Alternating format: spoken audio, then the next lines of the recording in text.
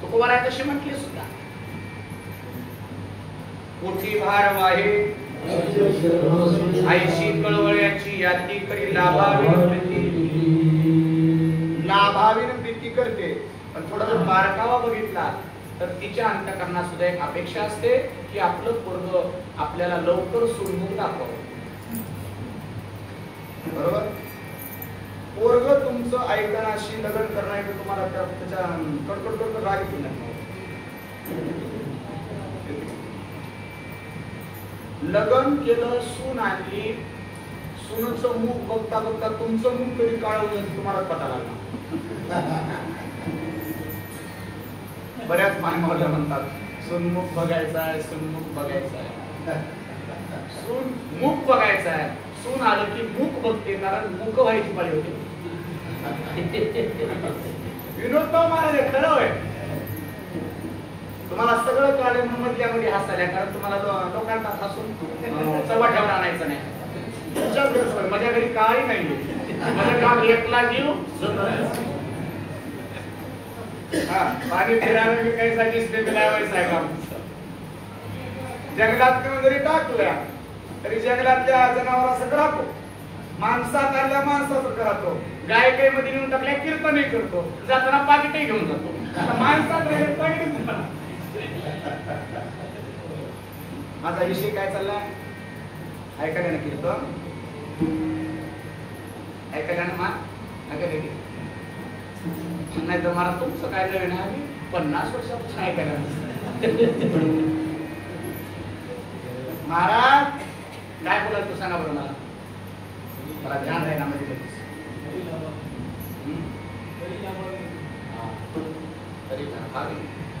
पण ती लाभावी प्रीती करणारी आई सुद्धा अंत काळाला माझं संरक्षण आणि माझी व्यवस्था करावी अपेक्षा असते.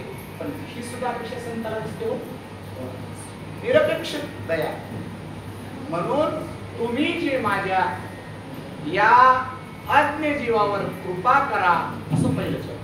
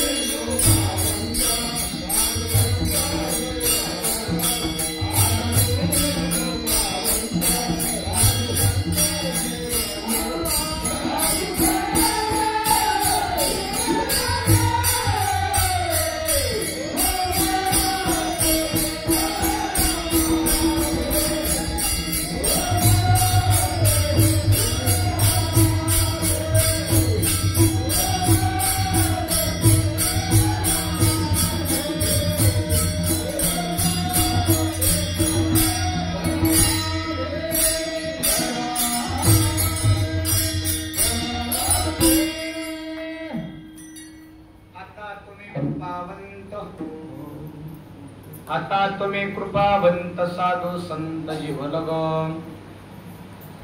आता तुम्ही कृपावंत साधू संत जीवलग तुकोबारायांनी संतांच्या समोर उभा राहून मागणी मागतात. आता तुम्ही 1 महिन्याचा कार्तिक मास केलाय आणि त्या कार्तिक मासाच्या कार्यकालामध्ये जे काही तुमच्याकडून सत्कार्य घडलंय ते घडलेले असल्या कारणानं तुम्हाला भगवंताच्या समोर संतांच्या समोर काहीतरी मागण्याचा अधिकार पडतो. म्हणून संतांकडे काहीतरी मागावं, कारण संत देण्याकरता कृपावंत असतात. याच्याकरता हा अभंग या ठिकाणी मांडण्याचं विशेष मानस आहे. तुकोबाराय जेव्हा संतांकडे जातात, संतांपुढे बोलतात. आता बघा एक बारीक शब्द, तुम्ही आता कृपावंत आहात असं म्हणायचं का तुकाराम महाराजांना? दुसरी अभंग ऐकले असतात ना, अभंगाचं चिंतनही ऐकले असतात बऱ्याचदा. तुकाराम महाराजांना असं म्हणायचं आहे का आता तुम्ही कृपावंत झालात, पहिलं कृपावंत नव्हतात असं म्हणायचंय काय? एखादा लेकरू आईला म्हणेल का आता तू आई झालीस, पहिला आई नव्हतीस? एखादा लेकरूच म्हणेल काय? कारण लेकरूच आई झाल्याशिवाय होत नाही.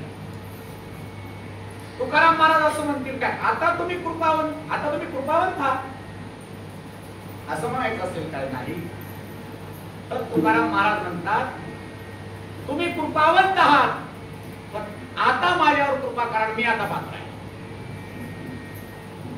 आता तुम्ही कृपावंत साधू संत जीवलग, पण आता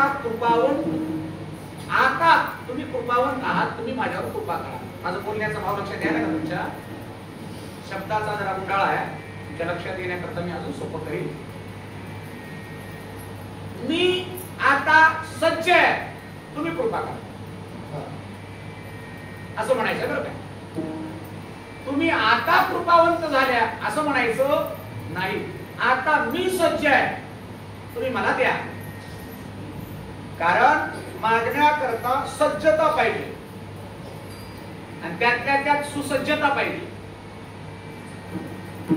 एखादा व्यक्ती द्यायला आला म्हणून आपली गावची म्हण आहे बघा, देवाला द्यायला लक्ष्मी द्यायला म्हणतात.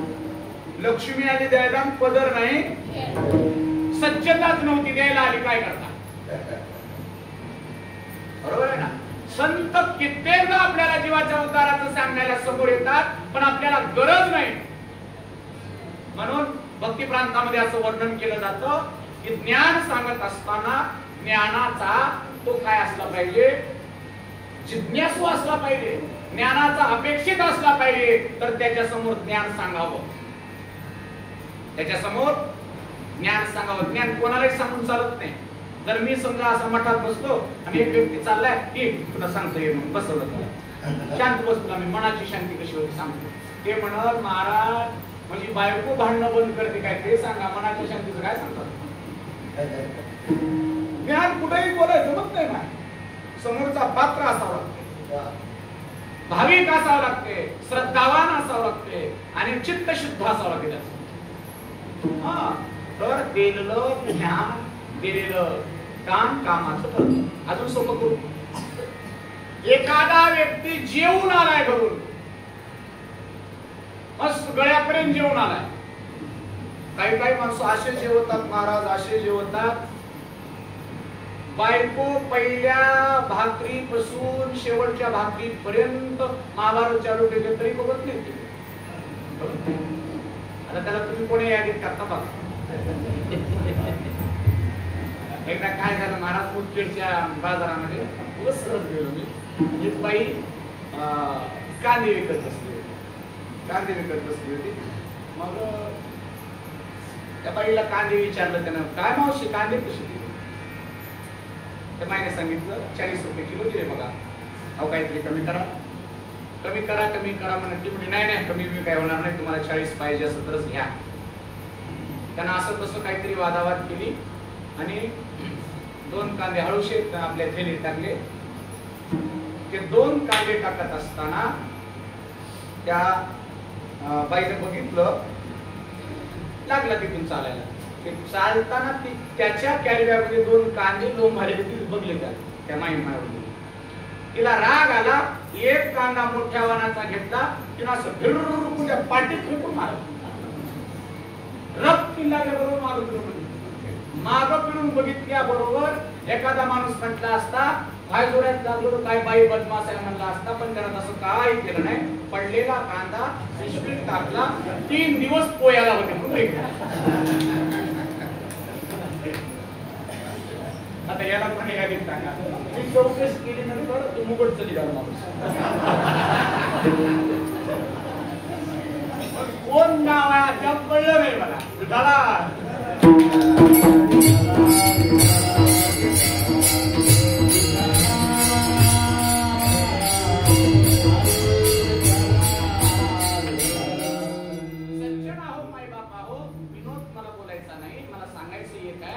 माणसं विनाकारण खातात हो.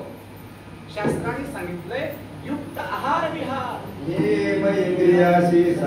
नसावी बासर निद्रा बहु भाषण, निद्रा बहु नसावी भाषण बहु नसावं, बासर निद्रा नसावी. बरोबर आहे. म्हणून आहार किती असावा? युक्त असावा, चांगला असावा, अपेक्षित शरीराला आवश्यक आहे तितका असावा, सोयऱ्याची पंगत असली म्हणून मोकार खाऊ नये. काही काही माणसं दुसऱ्याच्या पंक्तीत बुंदी वाटतात, घ्या घ्या घ्या, कधी एक पंगत तोरी नाही घरामध्ये. असा मस्त पोटभर खाल्लेला काय सांगा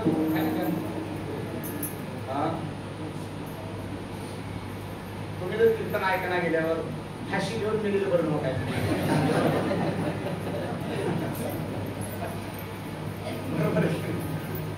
काय चालू होतं.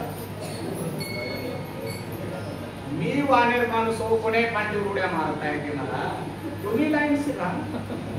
काय चालू होतं सांगा बरं.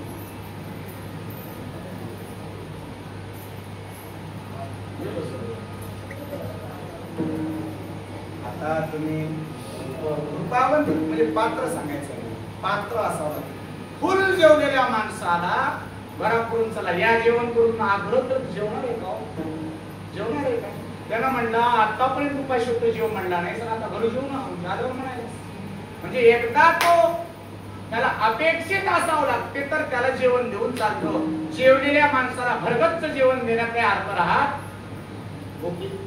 भुकेले या अन्न लिहून दिले वरून, खळगीचे विधान भरिले का. भुकेल्या माणसाला वरून निघून चालत नाही आणि पोट भरलेल्या माणसाला जीव घालून चालत. तसं अज्ञान जीवाला वाटावर सांगून जमत नाही, त्याचं कान धरून बसवलं काय. बरोबर आहे. आणि खरं सांगू तुम्हाला, ते जुनी माणसं कान धरतात बघा. कान धरण्याची प्रयोग कधी बघितला का तुम्ही? असं कान धरतात. एखादी आई वडील पुढच्या काळात कान धरायचे. आता कान धरायचं राहिलंच नाही, मानस ठिकाणी राहिला नाही, कान कुठला राहील. वाडवडील माणसं असे कान धरायचे बसायचे. कान धरणं कशा करत असतं की तुझे कान ठिकाणावर राहू दे, जरा ऐकत जाय म्हणून कान धरायचं असतं. कान कशा करता? जरा ऐक बाबा, सांगायचे ऐक, संत सांगतात ते ऐक, मोठे लोक सांगतात ते ऐक, साधू संत लोक सांगतात ते ऐक म्हणून कान धरणं आहे. कानाखाली गणपती काढतो हे म्हणायचे शब्द आहे. ते कानाखाली गणपती काढतो का म्हणतात, त्याचंही मी एकाशी बघितलो. गणपतीच का काढत असतील? खंडोबा का काढणार? मारुती का काढणार? गणपतीच का काढतात? गणपती याच्याकरता काढतात, गणपतीचं कान मोठं आहे हे कळण्याकरता त्या कानाला. गणपतीचं कान किती मोठं आहे ते कळण्याकरता याच्या कानाखाली ते काढावं. म्हणजे कान मोठं कर याचा अर्थ गणपती काढणं आहे.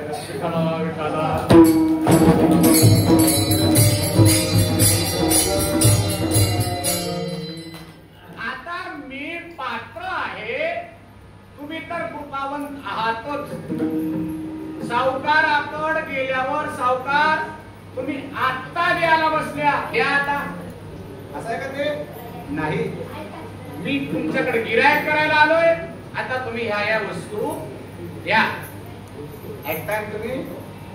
ऐकता ना? मग इकडं आजच्या दिवस मलाच बघायचं नुसतं. रोज तर आरशे बघायची सवय आहेच तुम्हाला. आजच्या दिवस फक्त माझ्याकडे बघायचं आणि माझ्या शब्दाकडे बघायचं. मी आतापर्यंत या भवनदी भवसागराच्या मोहाच्या कचाट्यात सापडलो होतो. बहुता परिकष्ट सोशिले देवा, यज्ञ करुणी उगाची केला उगावा, परी प्राप्ती नाही या जीवा.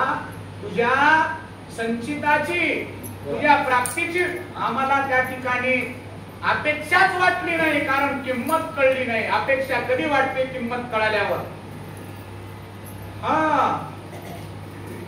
तहान लागल्यावर पाण्याची किंमत कळते, लाईट गेल्यावर माईची किंमत कळते. असल्यावर कळत नाही.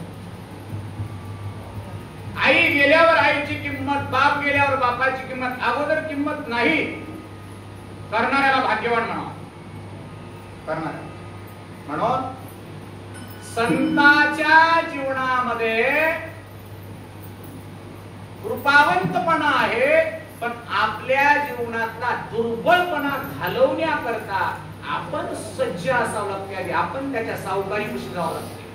संतांनी तर सांगितले की घातला दुकान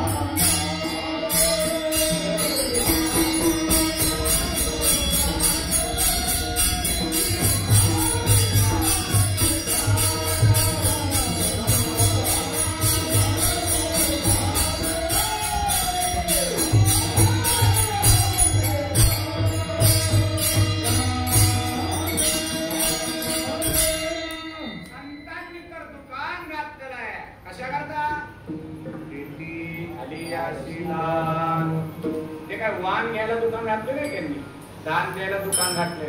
तुमची आमची दुकानं आधी पैशाची नोट ठेवली तेव्हा माल येते. संतांच्या दुकानात तसं नाही. आधी असे दान का दान करतात? संत उदार उदार. एखाद्याने विचारलं किती उदार असतो दुकानात? आशेपर्यंत येतील. दुकानात संपल्यावर त्याचंही उत्तर महाराजांनी दिलं, अरे बाबा हे संपणार नाही. कारण तुका म्हणे पोते देवे भरले. समर्थ त्यांच्या पाठीशी असल्यामुळे देवानी त्यांचं पोत भरल्यामुळे रित होत नाही. ते रित होत नाही म्हणून ते उदार आहे. उदार आहे. उदाराच्या समोर गेल्यावर मागाव माणसा. आणि नपुंसक माणसाच्या समोर कधी हात पसरू नये महाराज. खरंच पसरू नये. हो का पसरू नये? तो व्यक्ती जगात कोणाला काही देऊ शकत नाही. मागाव कोणाला? दाता भेटला की मागाव. दाता भेटला ना मागाव. देवाला सुद्धा मागण्याची लालसा सुटली नाही. देवाला सुद्धा, देव सुद्धा मागण्याकरता बळीच्या दरवाजावर गेला. मागण्याची पाय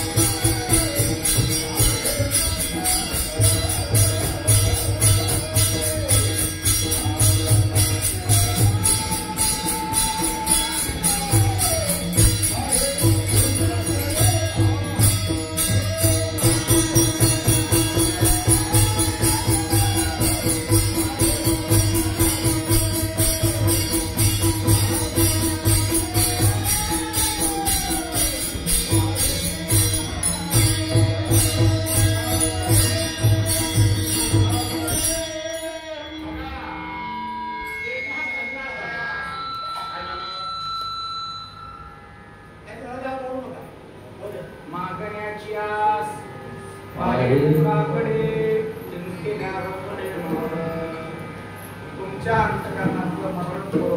मी काय सांगत होतो? बटुक वेशामध्ये भगवान वैकुंठाधिपती बळीराजाच्या घरी छत्री घेऊन दान मागण्याकरता गेला. बटुक वेशात होता का बटूक? चांगल्या चांगल्याच आटूक करणार होता, पण मागण्याकरता बटूक झाला. म्हणजे देवाला सुद्धा मागण्याची लालसा सुद्धा नाही. पण तुम्ही आहे का माणसं जन्मापासून मागतो. पण मला काय म्हणायचंय, मागू नये असं संतांनी सांगितलंय, साधू संतांनी सांगितलंय. आमच्या पूर्वीची परंपरा नाही म्हणजे मागणीची. वडिलाची रीत जाणत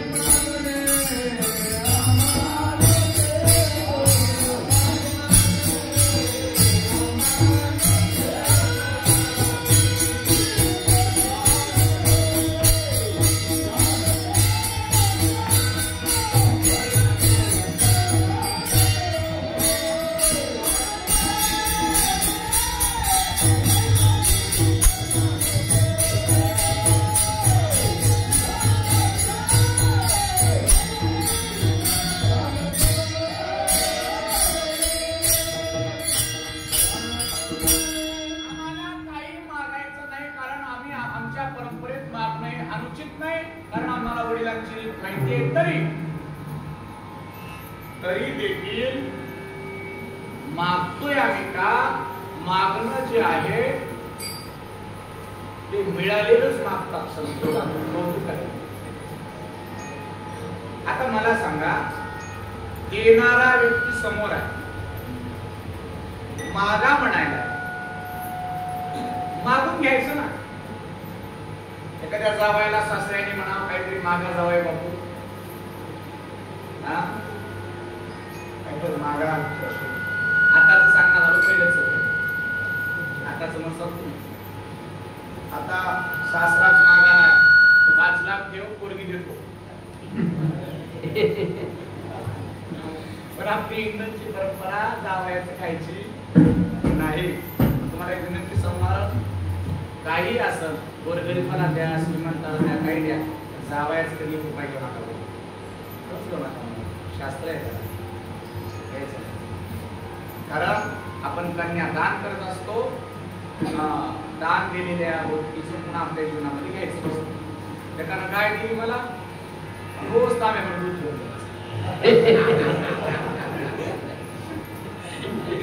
म्हणजे चारा आम्ही टाका, दूध तुम्ही दान म्हणतात, त्याला वाण म्हणतात.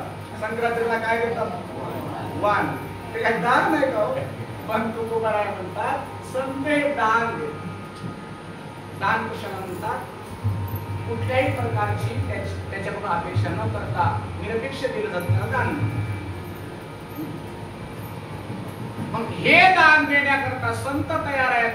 बरं, दानी असून चालत नाही, अंतःकरणात कृपा असावी लागते. संत कृपावंत आहेत, कृपेचे वंत, कृपावंत आहेत.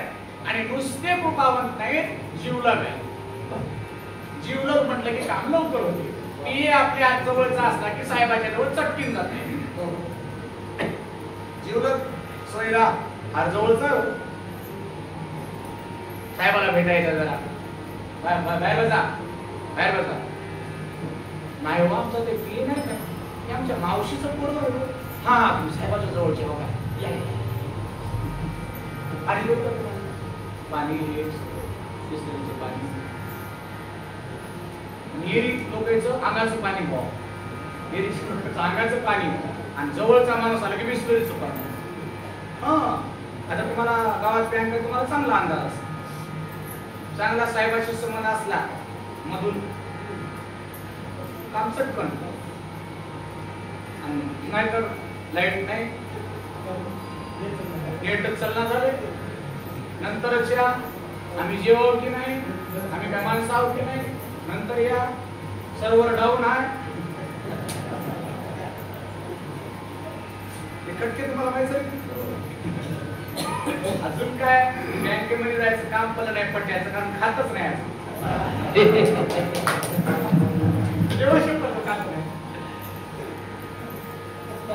कारण मी कोणाचं खातच नाही म्हणून खात नाही, कोणाचं खात नाही, कीर्तनात मागत नाही, नेल्याशिवाय सोडित नाही. गेल्यावर का सोडावं, वाढल्यावर पोटभर खाव. आता वाढणाऱ्याची इच्छा नसल्यावर त्याला काय मागत नसतं. मला एकच सांगायचं, देणारा असला तर खचकून घ्यावा, देणारा, पण नको त्याच्या समोर हात पसरायचं काम नाही. संतांपुढे का मागायला तुकाराम महाराज? संत कृपावंत आहे, साधू संत आहे आणि जीवलग आहे. कारण साधूची वृत्ती दयाळू असते म्हणून ते साधू आहेत.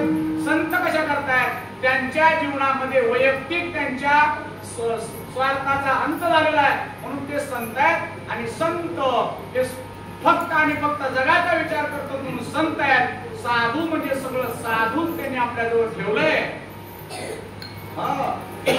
साधू त्याला म्हणतात जे जगाच्याही दृष्टीनं आणि अलौकिक दृष्टीनं दोन्ही कमवलंय तो साधू.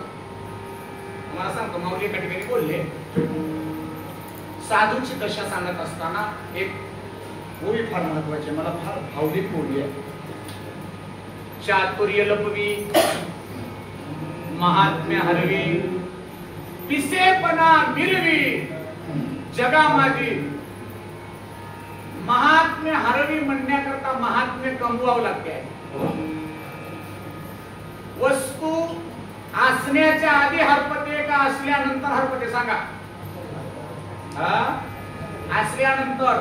महात्म्य हरवलंय म्हणजे होतं की नव्हतं? होतं म्हणून हरवलंय. चातुर्य लपवी, चातुर्य आहे पण लपवायचंय. काही माणसं नसल तरी दाखवतात. आमच्या गावात एक पोरगा आलं मुंबईचं, आजोळा, नाव सांगणार नाही, चौकशी करतात. इंग्लिश येते म्हणून मोठे इंग्लिश येते म्हणून आलं. योगायोगानं काय झालं, ते पाश्चात्य व्यक्ती आला आणि त्यानं त्या पानपट्टीवर काहीतरी मागितलं इंग्लिश. मला येत नाही ते. मग त्या पानपट्टीवाल्या, आम्ही तुझा नवरा होतो, ते पानपट्टीवाल्या त्यांचा भाषा आहे बघा, मी त्याला बोलवा. त्याला बोलवलं, त्याला सांगितलं का आम्हाला काही इंग्लिश कळलं झाली, ते काय माग आले की सांगावर आम्हाला. त्या मामाच्या भाषेला म्हणतात. त्यानं म्हटला अगोदर काय हायजीन, हायजीन कुटुंब आई तीन प्रत्येक लावलं तीन दिवसांनी. आता तेवढं तरी आम्हाला कळते की 12 गावचं पाणी पिणारे असल्यामुळे हे असतो. पण तरी काही वाटलं नाही, जमत असं मुंबईत राहणार काढलं बोलत असत. आता हास्सा म्हणल्यावर कसंही असतं तर आदरच करावं की हो. नवीन सून आली, नवऱ्याची बहीण पण शेवटी असते तरी अक्काच म्हणावं अवघड आहे ते. आणि बहिणीचं पोरगं म्हणलं की मामीला सुद्धा अहोदाव झाला पद्धत आहे. काय करावं जाऊ द्या, विचारते नाही काम होईल आपलं. त्यानं पुन्हा विचारलं, मला काय कळलं झालं. त्यानं सांगितलं शेवटी काय फायसिंग म्हणा. त्यानं अशी पानपट्टी ठेवून दिली ना, मी त्याला बाजूला घेतलं. अरे कसं काय मारलं म्हणला, महाराज एवढा शिकलेला माणूस एवढ्या पड्यात कसा राहायला म्हणून मारला. काय म्हणावं तुम्ही सांगा.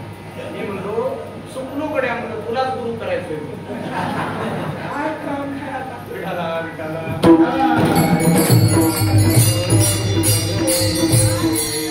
चातुर्य नसतानाही दाखवायचा प्रयत्न, पण संत हे चातुर्य लपवी. चातुर्य लपवतात आणि पिशेपणा मिरवतात, नसून मिरवतात. पिशेपणा नाही पण मिरवतात. चातुर्य आहे, लपवतात. महात्म्य आहे, हरवतात. त्याला साधू म्हणतात. ते साधू तुम्ही आहो, तुम्ही माझं गोप्त करा.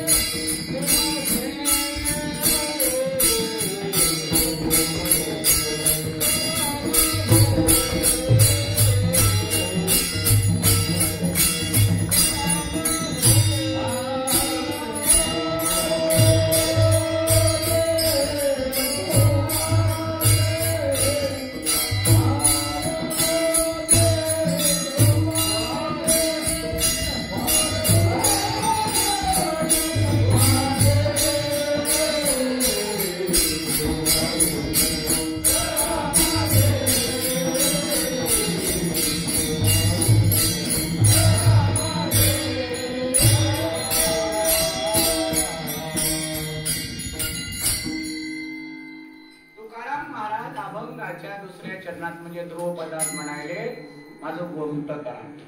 गोमटे ते करा माझे भार उजे तुम्हाशी. तुमच्यावर भारच आहे म्हणले आमचा. आता इथं भार टाकताना जिवलगपणा दाखवतो. कारण भार कोणावर टाकता येते जो जिवलग आहे त्याच्या.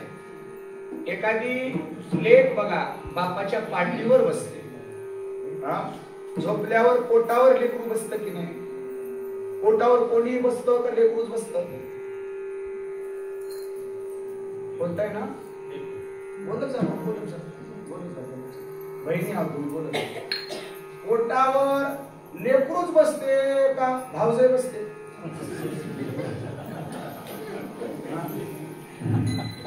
लेकरू हे जीव.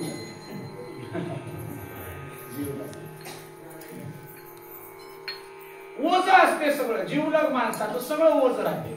बायकोचं ओझ सगळं नवऱ्यावर राहते. सगळं नवऱ्यावर.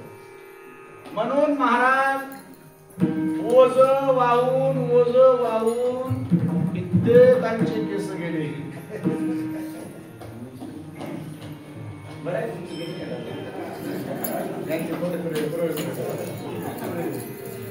कित्येकांचे केस गेले ओझ वाहून. आहे ना ओझ? कारण तुका म्हणे लग्न भार याची लाज स्वामीसी. सर्वस्वी भार व्हावं लागते महाराज. कारण तुका म्हणे भार घातलिया वरी होईल कैवारी.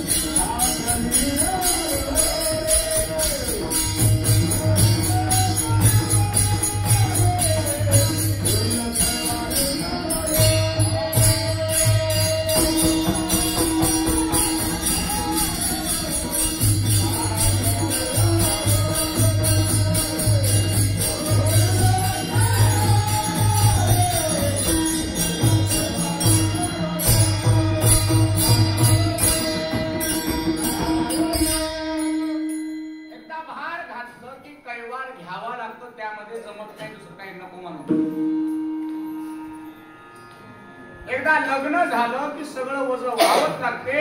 अशी आपली हिंदू धर्माची परंपरा आहे. आजवर होती आमची, आता झाली तुमची. आतापर्यंत त्या लेकीची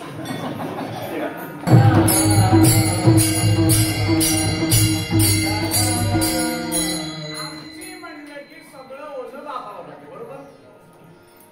बापावरचं ओझ खाली उतरते, सगळं ओझ जावयावर. आता झाली तुमची. तिला काय साडी, काय तिला लागते, तिचं नख पालिश, वट पालिश,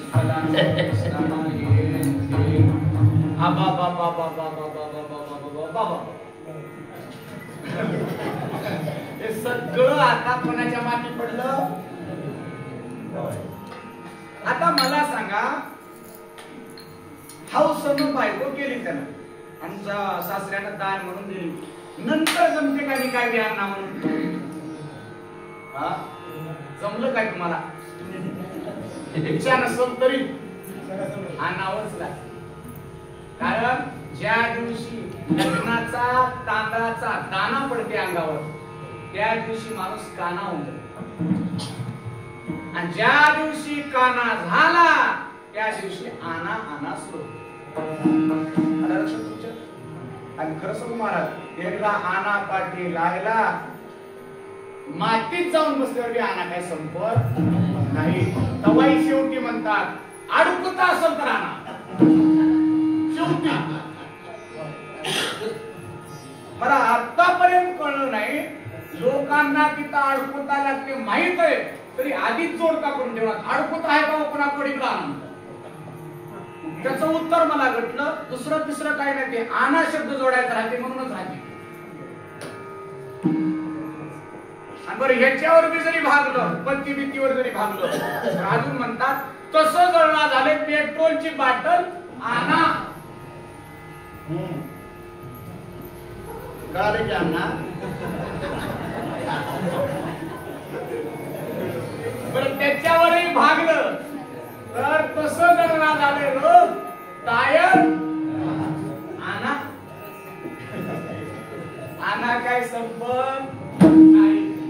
आना मातीत गेला पण आना संपला.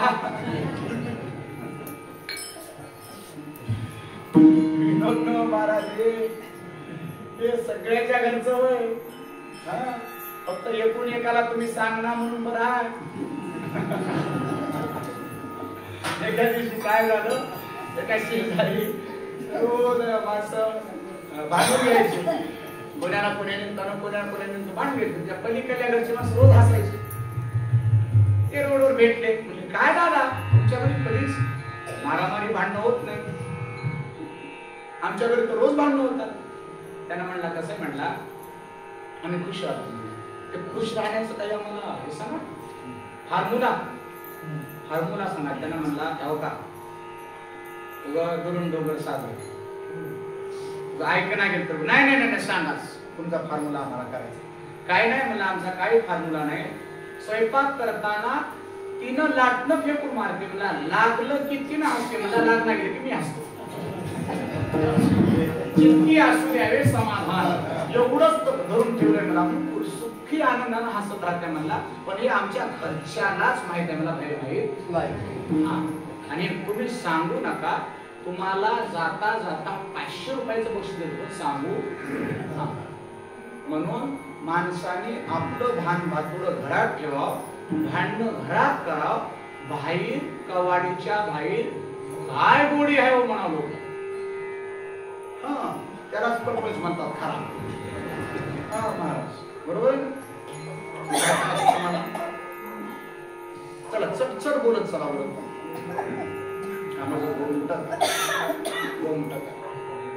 आता गोमट करायचं आहे. गोमट करण्याकरता माझा भार सर्वस्वी तुमच्यावर टाकलाय. आता गोमट गोमट गोमट म्हणजे काय बघू आपण याच्याकडं. गोमट म्हणजे बरव.